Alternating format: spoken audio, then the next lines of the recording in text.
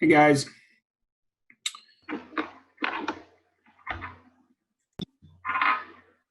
Hello.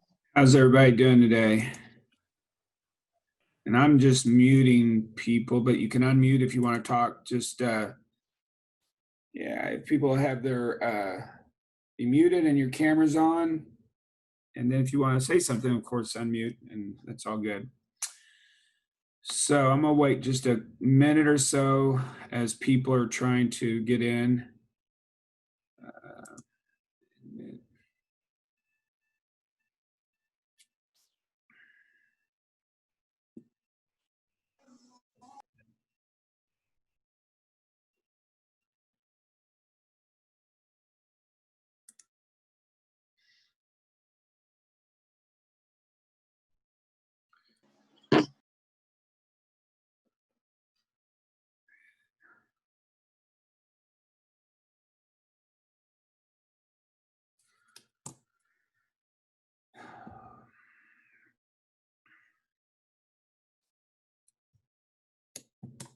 Okay, so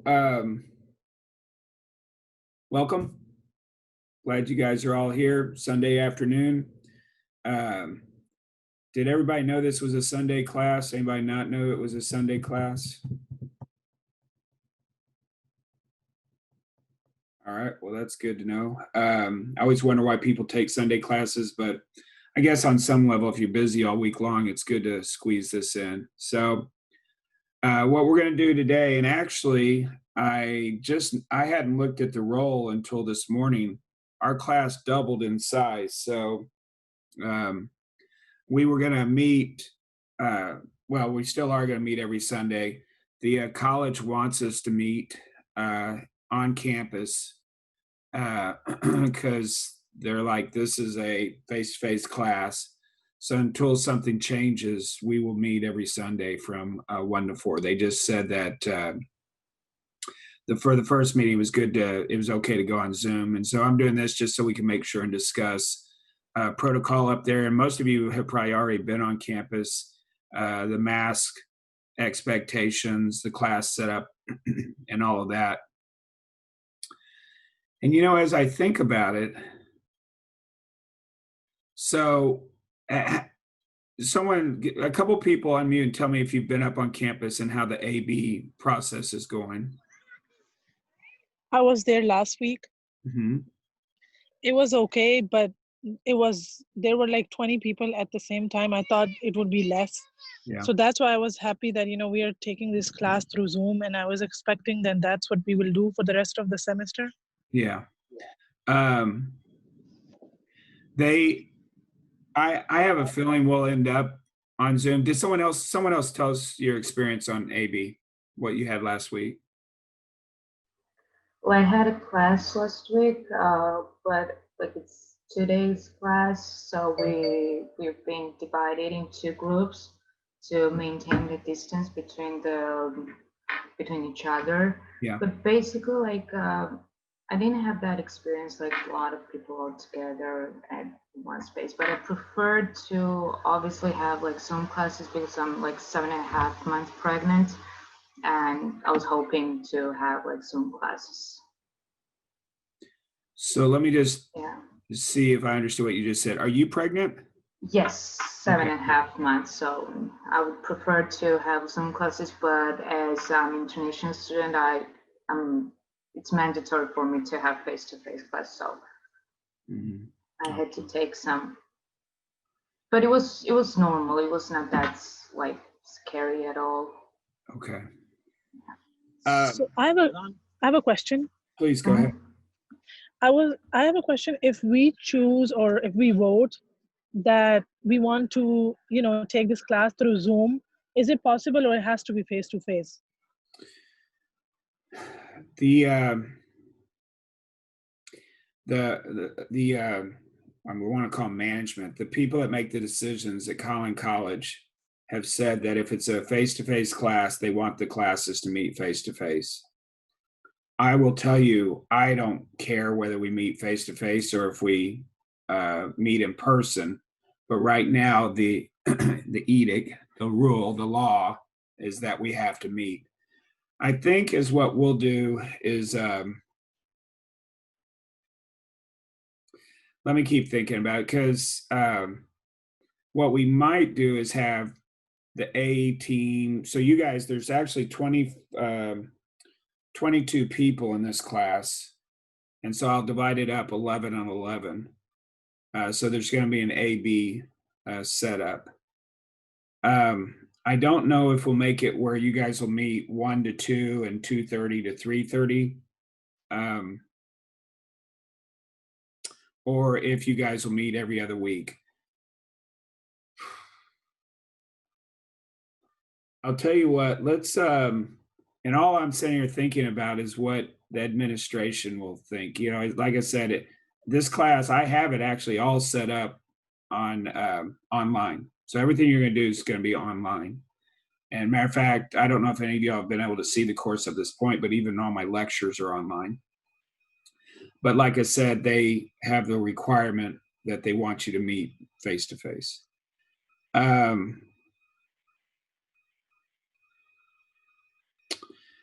Let's do this. And I'll follow up. I'll follow this up with an email and an announcement in the course. Let's, for right now, let's plan on meeting every other week. So Team A will meet starting next Sunday. Team B will meet 2 Sundays after that. We'll start off with that. That'll limit your exposure. Like I said, everything's online anyway. Because the thing that hit me this morning is that, so if I have Team A to come in and then Team B comes in after them, ideally is what they want to do is clean the room in between meetings. Well, I don't see myself cleaning down the room in between each class meeting. And so if that is one of the protocols, then that's going to be difficult to fulfill. So let's plan on, like I said, and I'll put out an email. I just split the role in half, but I'll put out an email and tell you which team you're on, A or B. And so next Sunday, Team A will meet, and then the following Sunday, Team B, and then Team A, like that. So in a 15-week course, each group will come to campus 6 or 7 times. How does that sound to everybody? Is that a thumbs up? Okay. All right, good. Thank you. Okay, so and the once again, the weird thing about it is we have 2, 4, 6. I have 6 people here, so I'm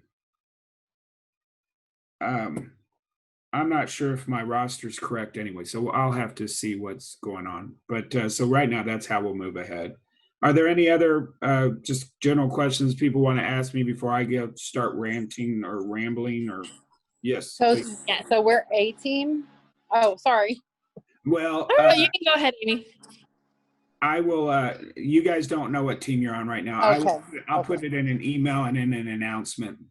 Okay, thank you. Mm-hmm. Yeah. If we accidentally miss the deadlines for the projects that were due yesterday, will we have time to make that up since we hadn't met in class yet, or? Yeah, yes, you have a week extension on that. Okay, perfect. Thank you so much. Yep. Well, so if you guys are just going to ask general questions, let me just ramble through this a little bit. And then if you have questions, be sure we'll absolutely talk about it. Today, I really I noticed I had some emails, which I didn't attend to because I figured you guys could ask me during the Zoom meeting. And anyway, so here we go. So first of all, my name's Scott Trent, and I'll be the instructor for the course.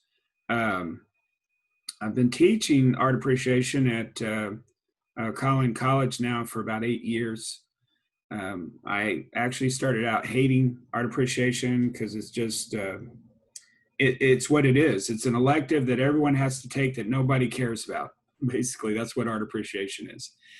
But I'm become okay with that because, one, I'm very passionate about this subject. I'm a metal sculptor.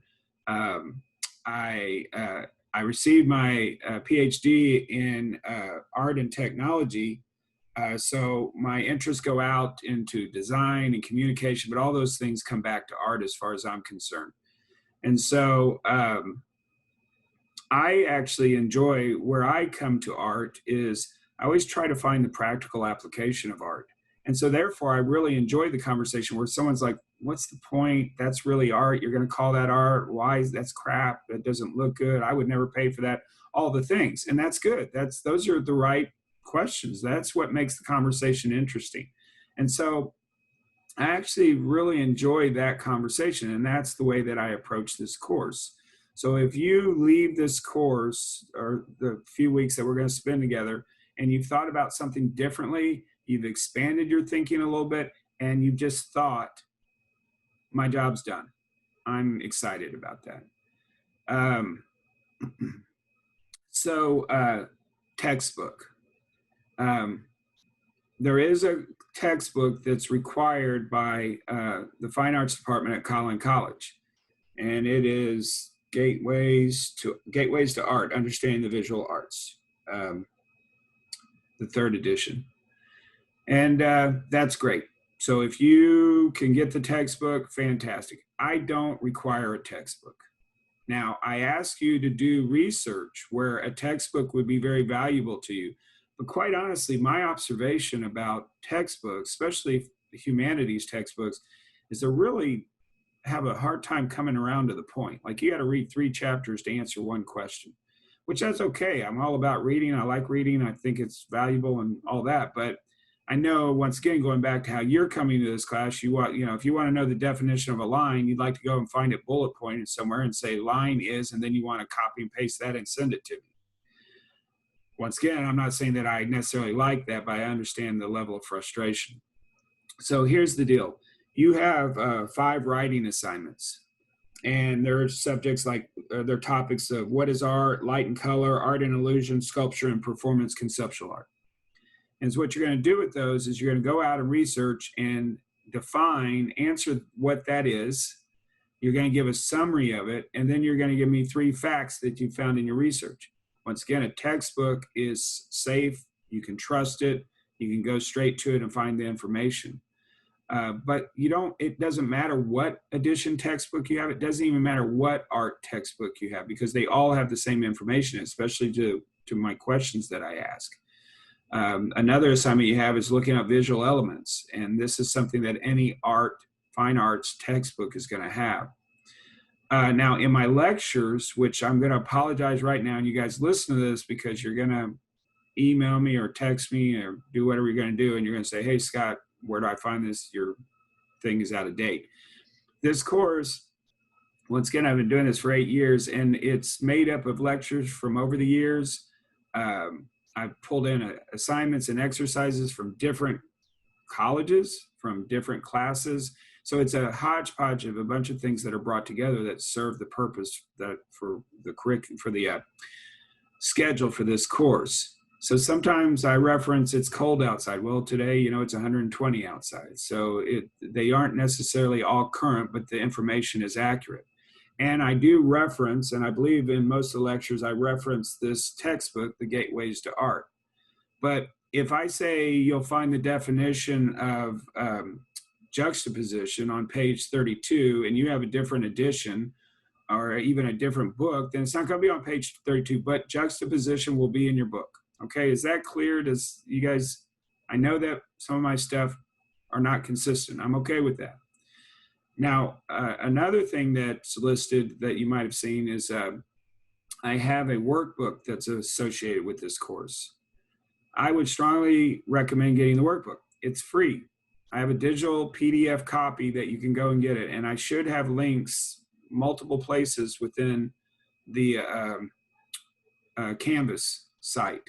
So, and if you guys can't find it, tell me and I'll put it up again. But there's a link where you can just go and you can download it, you can copy it, you can just reference it. But it has my notes for all the lectures I'm going to give, so it has the information for you. It even has copies of the different exercises you're going to do.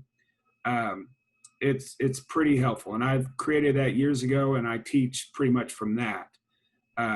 So anyway, that's something I would highly recommend. It doesn't cost you any money. Going back to the textbook real quick, I'm not a strong advocate for textbooks. I think they're limited. I think they're limited in scope. That yes, they make it easy, because what happens when you use the internet to research is you can't trust the information. If you ever do research on the internet, you got to get 3 to 5 sources. You can't trust the first one you go to. And one, Google is not a source. Just FYI, don't ever cite Google. It's a platform to go to a source. And then Wikipedia. I know any of you that are straight out of high school remember your teacher saying, oh, Wikipedia is terrible. It's the worst thing in the world. Well, actually, Wikipedia is revolutionary. It's one of the best things in the world. Now, can you just go to Wikipedia and go no place else? No. But man, I tell you, it's a good place to start. And as far as current information that's updated by multiple sources that, is peer reviewed, and I'm not talking about scholarly peer reviews, but sometimes it is, it's an amazing resource. It's okay, but that's one of your 5 or one of your 3, depending on how much you trust the information you're getting. So, and I don't ask you to cite your sources. So I'm going back to the writing assignments. I'll know if you know what the heck you're talking about. Your job is to know what you're talking about. And if you need to go to 5, 6, 7, 8 sources to know what you're talking about, I would recommend that. Otherwise, you won't get the points, because I'll say, that's not accurate. Now, I know you found it somewhere, but that's not accurate. So just the final statement on that is Wikipedia is not bad. It's a very valuable source. It's one source. The internet is not bad. Matter of fact, I think it's going to be around for a little while longer. It's an amazing resource. Textbooks are another source, and they're good, but they have their limitations as well. So for all of you there where your teacher said, textbook or nothing, it's a little limited in perspective. All right, so is there a question, anything that I've said that doesn't make sense up to this point? Okay, so in your syllabus, I pulled up the syllabus this morning, and it looks like I left the due dates as TBD in the syllabus, but I think I have in the announcement. And there's multiple places to get information on Canvas. The announcements are very important. So there's links in there. Make sure and scroll through all of them. Once again, I've pulled all those links and announcements from other courses, other semesters. So I haven't organized it where they're going to pop up as you need them. They're already there. Go to modules. In the modules, you have all the assignments. If you want to see what's due for this course, go to the gradebook. Anything that's listed in the gradebook is due for this course. I can't remember if I've set it up where assignments only show up weekly, like as the week comes up. Some of the courses I've done that kind of to pace you. But in essence, this course, I'm going to say something contradictory and confusing. For the most part, this course is self-paced. There's a lot of aspects that are self-paced, but I have deadlines. And there's some deadlines that are hard and fast. And the reason I do that is, for instance, you have the 5 writing assignments. I don't want to grade 5 writing assignments from everyone 2 days before the end of the class. So the deadlines are very important there. And it just helps you pace through the course. But there's no, if you want to jump ahead and finish the course in a week or 2 days or whatever, that's fine with me if it's available.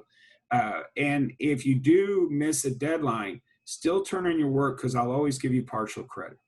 So with the exception, I will say, with the exception of the writing assignments. The writing assignments just kick my butt, because if you procrastinate on that, it just punishes me. So that's the one area where the deadline is hard and fast. But check with me. If you're not sure on something, say, hey, Scott, I missed this. And I'll probably just tell you to turn it in and just get partial credit for it, which when I say partial credit, at least will be something passing. It won't be an A type thing. But I'll judge that based on what you turn in and the level of work that you do. Tests and quizzes.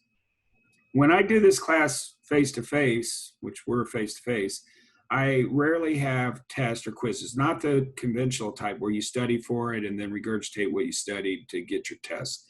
But I do have quizzes that are set up just as a way to gauge whether you listen to the lecture.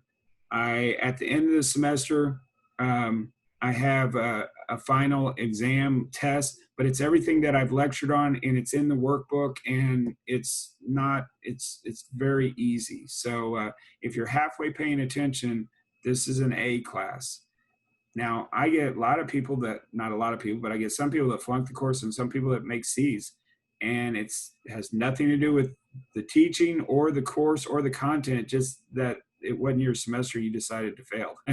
I guarantee you that's all it is, because this is an easy A. Everything's there. It's just really a participation grade. So I want to tell you guys that. Attendance is actually really important, because it just helps me monitor whether you're staying up with the class, and especially as things are crazy right now. It's easy to just get lost in all this. Is it a hybrid class? Is it A, B? Are we online? Are we face-to-face? What the heck are we doing?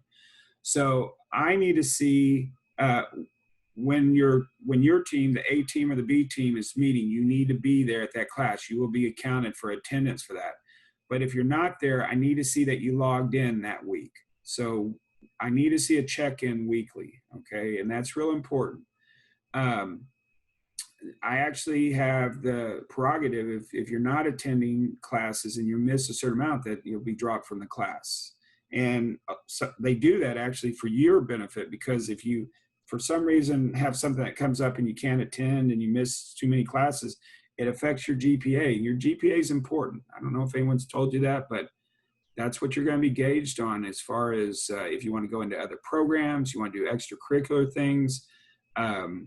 Jobs, not so much, but it's nice to say, hey, I made an A and graduated with an A in my class. But GPA, and it builds on itself. And there's no reason why you shouldn't have a 4.0, which is an A. But anyway, that's the GPA thing.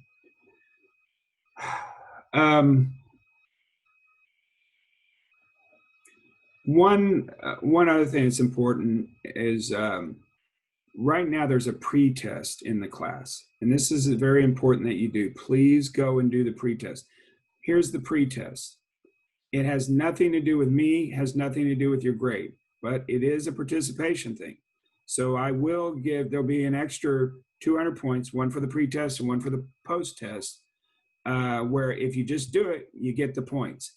Is what they do at Collin College is in the fine arts department, is they like to gauge the curriculum and what we're teaching and if we're teaching you anything. Now, thank goodness my job doesn't rely on that, because I don't expect you guys to know anything about art when you're done with this class, because you're not going to listen to me anyway. But at least they can, they can show that it's there. So the pre-test is going to say, answer these questions, and they're going to gauge how well you understood the content.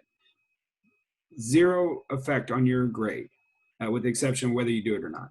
At the end, they're going to give you a test again and see if your knowledge increased. All right. So I've complained about the dumb tests. Like some of the questions I don't know what the answers are, and I teach this. So I don't know. It says something about the test. But anyway, it's what they want you to do. So please go and do your pre-test. Oh, and last thing that I have on my list to talk about, let's just talk about mask. A mask is defined as something that covers your nose and your mouth. So when we're on campus, you must wear a mask all the time. And we will keep them on when we're in class as well. So you won't be allowed to stay in class without a mask. And also we'll do distancing. So the desk, I haven't even been up to campus yet, but I've heard that there's dots on the floor and the desks are separated out far enough so that it's giving us our distance. Let me pause and see if you have any questions, any thoughts, suggestions, questions, observations. No? I do. I'm sorry. My network is so slow. I can't even turn on the video sometimes. Sure. So I cannot find the link to the workbook you just explained. Did you look? So you looked in the announcement, right? All the Yes, announcements? I did. You scrolled through them? All Yes. right. Did you go in the modules and see, is it in there? And I'm saying, I don't know where all I've put it, but is it in the modules like for the first week? Yeah, I checked and it just takes you to like Barnes and Noble and Mac something website, and there is no workbook. Okay. Then I will make sure as soon as we're done with this, and thank you for checking. Thank you. I'll put in the announcement, the workbook link. So once again, and let me just say this real quick. I make a lot of mistakes. I make mistakes all the time. I make mistakes that are, some are legitimate and some are just dumb. And so you guys help me out. Make sure that you need to advocate for yourself and make sure that you take care of yourself. And I'll let you know if you're being pestering me too much, if you're asking the same question over and over or something like that. But I need your help. So if you see something that doesn't make sense, if you see something that's unclear, any of that, then let me know. Now, I will tell you, sometimes people will ask me questions and I can tell they haven't read the assignment. They haven't listened to my lecture. They're just like, can you tell me more about this? I'm like, can you be a little bit specific about what you want to know? Because I absolutely can answer your question, but I'm not going to do the lecture via email to you. So make sure that if you have specific questions or anything that doesn't make sense, please let me know, because we all benefit because of that. Who has something else?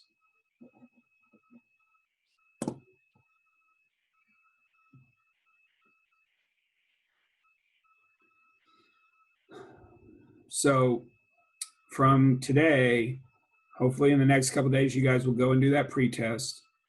You'll look over the course. If you have any questions or anything, you'll make sure and let me know. A lot of times I'll answer it like for instance this, I'll put in an announcements. Be sure and check the announcements.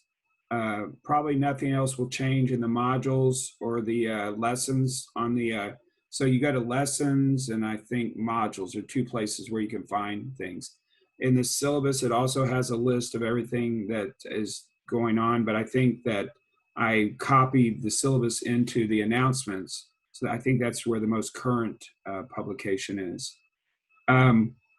As far as contacting me, in the syllabus, it has my phone number in there. It also has my personal email address and it has my school email address. Anything that's school business, please use the school connection. It's most secure and safe, and that's what they want you to do.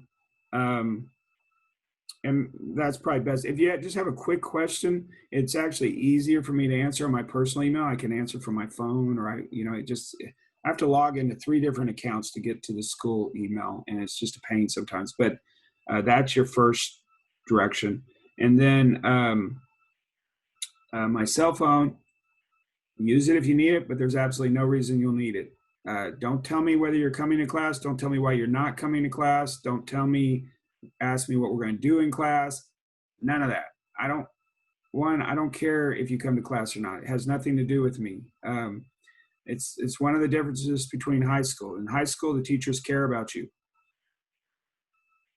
I'm just kidding. I do kind of care about you, but not enough that I'm going to hold your hand and help you through it. So You meet me halfway, I'm there for you. I'll make sure you're successful, but you got to get there halfway. And what's going on outside of your life doesn't affect what we're doing in the classroom. We have this very simple contract. I put the work out there.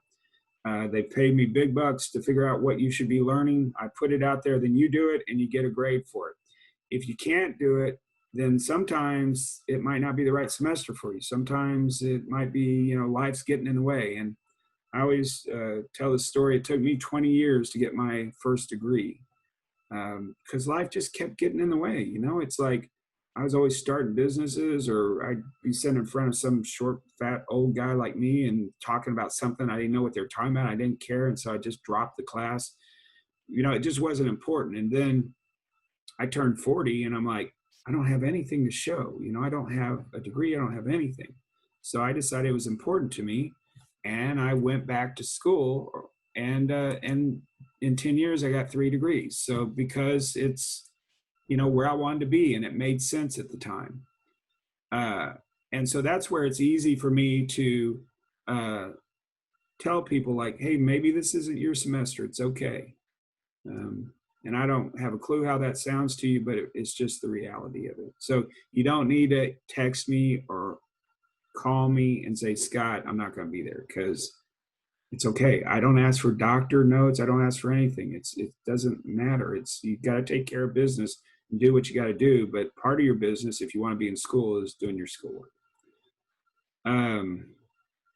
Oh, I noticed a couple of people just came in on the meeting.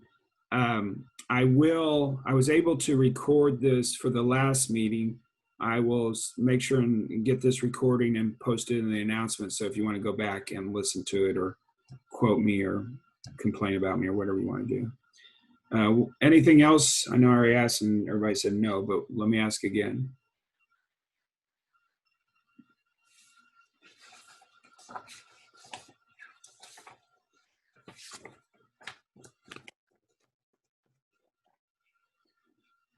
Okay, so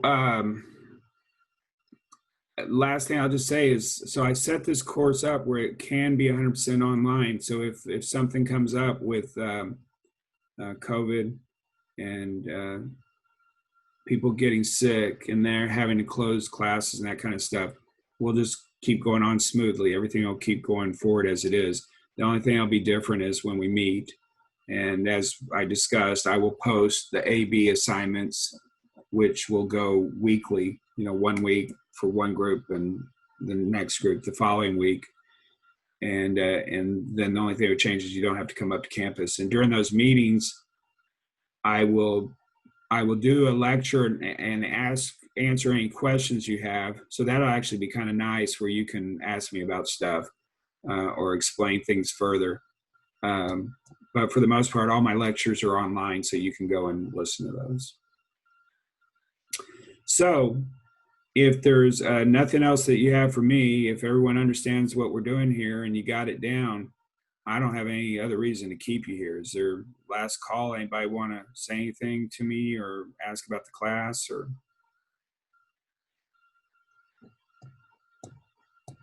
all right, folks.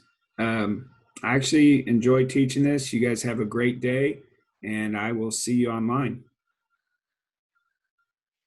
Bye. Mm-hmm.